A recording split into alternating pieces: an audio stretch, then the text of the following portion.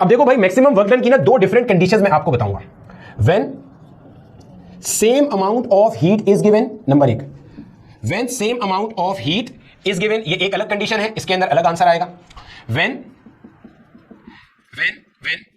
Expansion is same, या when expansion is same, या आपका एग्जामिनर कहेगा कि डेल्टा वी इज सेम, या आपका एग्जामिनर कहेगा expansion occurs with in same limit, expansion occurs with in same limit. ठीक है, दोनों बताएंगे, परेशान नहीं हो, आराम से हो जाएगा। ठीक है, expansion occurs with in same limits. ठीक है भाई साहब, चलो इन दोनों का आपस में कोई ताल्लुक नहीं है, ध्यान में रखना। तो इसलिए यहाँ पे ये ड्रॉ कर देते हैं, ये अलग पढ़ेंगे वो अलग पढ़ेंगे।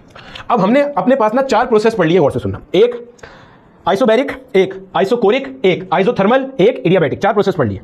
चार में से एक प्रोसेस तो ऐसा है कि जिसके अंदर आप जानते हैं कि वर्क डन होता ही नहीं है, work done by the gas is zero, work done by the gas is zero. और ये कौन सा प्रोसेस है?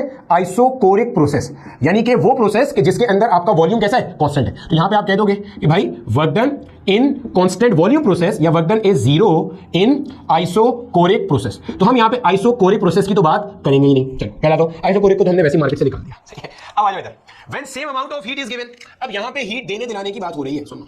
यहां पे हीट, अभी पहला वाला केस डिस्कस कर रहे हैं, यहां पे हीट देने की बात हो रही है। अभी पीछे तीन प्रोसेस बच गए। आइसोकोरिक को आपने मार्केट से शॉर्ट करा दिया, क्योंकि आइसोकोरिक में तो डेल्टा वी जीरो है, डी वी जीरो है, पिस्टन ना ऊपर जा रहा है ना नीचे जा रहा है, सही है। जब पिस्टन ना ऊपर जा रहा है ना नीचे जा रहा है, तो इस केस के अंदर आपके पास वर्क डन जीरो हो गया आइसोकोरिक प्रोसेस में। पीछे बच गया आइसोबैरिक, आइसोथर्मल, एडियाबैटिक। जब आप हीट देने की बात कर रहे हो तो आपको पता है heat given is zero in adiabatic process. तो इसका मतलब इस वाली कहानी में आपका एडियाबैटिक प्रोसेस भी गिनती से निकल गया। जब सेम अमाउंट ऑफ हीट दी जाए तो इसका मतलब एडियाबैटिक प्रोसेस भी नहीं हो सकता, क्योंकि एडियाबैटिक प्रोसेस में आप हीट देते ही नहीं हो। काम होता है लेकिन आप हीट नहीं देते। यहां पे सवाल क्या पूछ रहा है एग्जामिनर, अगर मैं सारे प्रोसेस में, सुना और से, अगर मैं चारों प्रोसेस में एक बराबर हीट झोंक दूं, एक बराबर हीट दे दूं, तो किस प्रोसेस में ज्यादा वर्क डन होगा ये बताइए आप। तो ज्यादा वर्क डन किस में होगा ये बताना है। अभी आइसोकोरिक निकल गया, वर्क डन ही नहीं होता, पिस्टन ऊपर नीचे नहीं जाता। एडियाबैटिक निकल गया क्योंकि उसमें आप हीट देते ही नहीं हो, आइसोलेटेड सिस्टम है। पीछे बच गया आइसोथर्मल और पीछे बच गया आइसोबैरिक। इन दोनों में फैसला करना है। अगर मैं आइसोथर्मल की इक्वेशन लिखूं तो बनेगा QP is equal to delta U plus का W। जो आप हीट देते हो वो दो कामों में जाती है, changing the internal energy and doing work. अगर मैं आइसोथर्मल की इक्वेशन लिखूं तो Q is equal to W, क्योंकि since change in internal energy is zero इस प्रोसेस में।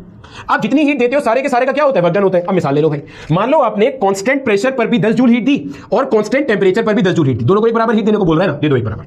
मैंने कांस्टेंट प्रेशर प्रोसेस में 10 जूल हीट दी, अब देखो क्या होगा। ये जो 10 जूल हीट मैंने सिस्टम को दी है, इस 10 जूल में से इंटरनल एनर्जी भी चेंज होगी और वर्क डन भी होगा। मान लो 50% हुए दोनों काम, तो 10 जूल में से 5 जूल की इंटरनल एनर्जी चेंज हो गई और 5 जूल का वर्क डन हो गया। तो अगर मैं आपसे पूछूं कि वर्क डन कितने का हुआ, आप बोलोगे जनाब वर्क डन हुआ 5 जूल का, वर्क डन हुआ 5 जूल का। अच्छा, मैंने 10 जूल कांस्टेंट प्रेशर में दी थी, 10 जूल कांस्टेंट टेंपरेचर वाले में दूंगा, तो जैसे ही मैंने 10 जूल दिया ये सारा का सारा वर्क डन में गया। बोला कि अगर मैं आपसे पूछूं वर्क डन कितना हुआ, तो वर्क डन हुआ 10 जूल का। आपके सामने है किस प्रोसेस ने ज्यादा काम किया, तो आप बोलोगे आइसोथर्मल प्रोसेस में ज्यादा वर्क डन हुआ। Work done in isothermal process is greater than work done in isobaric process. ध्यान में रखिएगा ये बात, क्या सही है? सिंपल सी बात हो गई। आइसोथर्मल प्रोसेस में ज्यादा क्यों हुआ? क्योंकि आपने जितनी हीट एनर्जी दी सारा का सारा किसमें चला गया? वर्क डन में चला गया। और आइसोबैरिक में क्या था? जो आप एनर्जी दे रहे हो, हीट एनर्जी, उससे इंटरनल एनर्जी भी चेंज हो रही है और वर्क डन भी हो रहा है। बोला ठीक है सर, समझ में आ गई यहाँ तक की बात। ये मैं पीछे जाके ना बार बार टाइम देख रहा हूँ, यह लेक्चर ना विद इन टाइम कंस्ट्रेंट भी रहे। चलो ये हो गया, क्लियर है, समझ में आता है। अब एक्सपेंशन इज सेम की बात कर रहे हैं। आपने हीट भले सेम दी नहीं दी, लेकिन सिस्टम में एक्सपेंशन एक बराबर आई है। चलो इसको देखते हैं। अब इसके अंदर आइसोकोरिक प्रोसेस तो मार्केट से निकल गया। आइसोकोरिक क्यों निकल गया सर मार्केट से?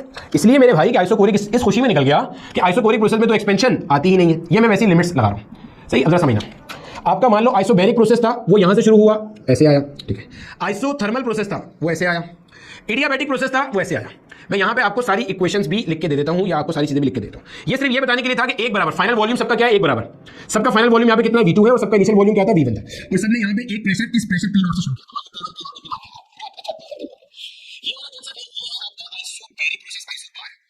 यह है आपका आइसोथर्म, यह है आपका एडियाबैट। सर क्या इसके अंदर एक बराबर हीट नहीं दी? नहीं भाई, एक्सपेंशन तो सारे प्रोसेस में आ रही है ना। एडियाबैटिक में भी एक्सपेंशन आ रही है, क्या आप हीट देते हो? नहीं, आप तो सिर्फ ऊपर से पिस्टन के ऊपर से प्रेशर रिलीज करते हो। सिस्टम खुद से अपनी इंटरनल एनर्जी को इस्तेमाल करते हुए वर्क डन करती है without your supply of heat. तो अब देखो ये पीवी डायग्राम है। अब आपने बताना है कि किस केस में ज्यादा वर्क डन हुआ। आप एरिया अंडर द कर्व देख लो।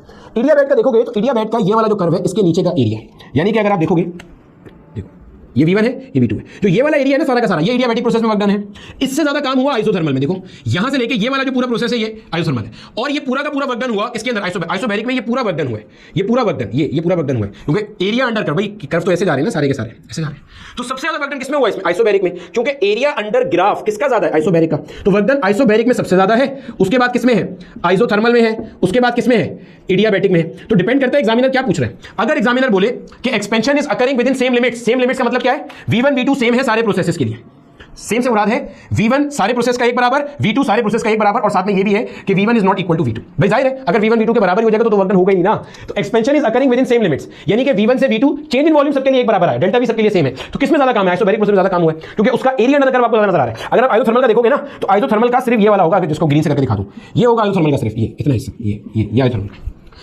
आइसोबैरिक में ये वाला एक्स्ट्रा है, बाकी सारा तो है ही है, ये एक्स्ट्रा है। तो आइसोबैरिक में सबसे ज्यादा काम हुआ है। सर अगर एग्जामिनर सिर्फ लिख के दे दे कि बताओ वर्क डन किसमें सबसे ज्यादा हुआ, ये ना बताए कि डेल्टा V सेम है, या ये ना बताए कि same amount of heat given है, तो आप हमेशा ये वाला मार्क करके आओगे। हमेशा बाय डिफॉल्ट आप हमेशा ये मार्क करोगे कि आप ये मान के चलोगे एग्जामिनर ये पूछ रहा है कि अगर आपने सेम अमाउंट ऑफ हीट दी है तो किसके अंदर वर्क डन ज्यादा हुआ होगा। तो किसमें ज्यादा हुआ होगा? आइसोथर्मल में, क्योंकि जितनी हीट दोगे सारा का सारा कहां जाएगा? वर्क डन करने में जा रहा होगा। ठीक है सर, ठीक है। अब कभी कभार एग्जामिनर ये भी कहता है कि work done on the gas किसमें मैक्सिमम है? Work done on the gas भी बता दो भाई, विद इन सेम लिमिट्स। यानी कि अगर आपने सिस्टम को V1 से V2 कंप्रेस किया, सुनना गौर से, क्योंकि अगर आप सिस्टम को हीट दे रहे हो तो सिस्टम को हीट देके आप उसे कंप्रेस नहीं कर सकते। ठीक है, ये वाला सवाल यहीं से पूछता है कि अगर work done on the gas किया गया, यानी कि उसे V1 से V2 कंप्रेस किया गया, तो किस प्रोसेस में सबसे ज्यादा वर्क डन हुआ होगा? देखो बना के देख लेते हैं अभी।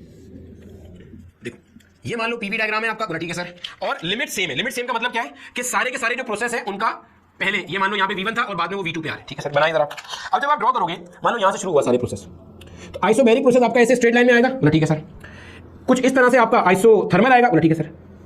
कुछ इस तरह से आपका एडियाबैटिक आएगा। यानी कि अगर मैं मार्क करके दिखाऊं तो ये वाला प्रोसेस आपका एडियाबैटिक है सर। कैसे पता चल रहा है? इसका स्लोप ज्यादा है, जो y के ज्यादा पैरेलल है इसका मतलब वो एडियाबैटिक है, ये x के ज्यादा पैरेलल है इसका मतलब ये आइसोथर्मल है। ये वाला जो है, ये वाला जो नीचे वाला कर्व है, ये वाला जो कर्व है, ये वाला कर्व, ये आपका है आइसोथर्मल वाला, और ये वाला जो कर्व है ये आपका है आइसोबैरिक वाला। ठीक है सर, समझ में आता है? ये आप पहले तो देख लो, ये सारा का सारा work done on the gas है, ये भी work done on the gas है क्योंकि वॉल्यूम कम हो रहा है। ठीक है सर, अब आपने बताना है work done on the gas सबसे ज्यादा किसमें हुआ है? Work done on the gas. अब एरिया अंडर कर्व से निकालेंगे। सबसे ज्यादा देखो एडियाबैटिक प्रोसेस के अंदर में सबसे ज्यादा कर्व है, एरिया। देखो ये एडियाबैटिक प्रोसेस है, इसके अंदर में सबसे ज्यादा एरिया देख लो और से। अगर मैं यहां पे मार्क भी करके दिखा दूं, ये सारा का सारा एरिया जो है ये इस प्रोसेस के अंदर आ रहा है। देखो यार सब आ रहा है इसमें। तो आप बोलोगे work done on the gas अगर विद इन सेम लिमिट्स की बात की जाए तो एडियाबैटिक प्रोसेस में सबसे ज्यादा काम करना पड़ता है ऑन द गैस V1 से V2 लाने के लिए। ठीक है सर, और ये जो है आइसोथर्मल में उसके बाद होता है, और आइसोबैरिक में सबसे कम काम करना पड़ता है ऑन द गैस। देखो और से, अगर आपने V1 से V2 कंप्रेस करना है, इनिशियल वॉल्यूम ज्यादा था, फाइनल वॉल्यूम कम करना है, सबसे ज्यादा काम करना पड़ेगा एडियाबैटिक प्रोसेस में।